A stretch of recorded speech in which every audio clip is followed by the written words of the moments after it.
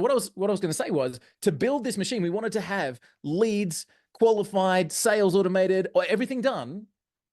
And we tested everything. We tested all the platforms on the planet. We put side by side GHL's own AI conversation in line with CloseBot, and CloseBot was streets ahead, like blocks, miles, cities ahead, because of the way that it interacts with clients. Shout it. And shout it, absolutely. So guys, I want to show you a live conversation that happened with one of our bots. This is maybe 2 weeks ago now that this happened while we were asleep, which happens in Australia because, I don't know, we sleep at crazy times.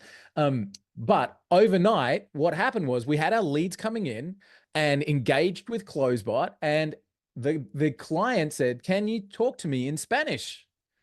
And CloseBot responded, first of all, "Can I know your name?" which was part of our objectives, said Miguel, and then just immediately started conversing with Miguel in Spanish. And we're like, hell yeah. That's just, how many markets do you want to open up with this system when you can have leads coming in and CloseBot communicating with them, even in a different language? You got yourself something seriously cool there. But it always comes back to one thing. So why do businesses love CloseBot? Why do people engage? Why do people want this system? It always comes back to one thing. CloseBot and GHL and business in general comes back to being a customer magnet, right?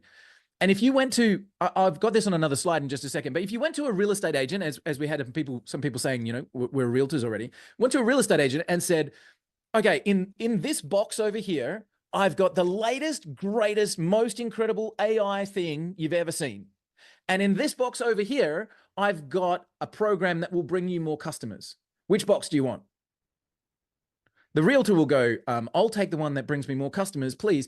They don't care what it is. They just want more customers to come to them.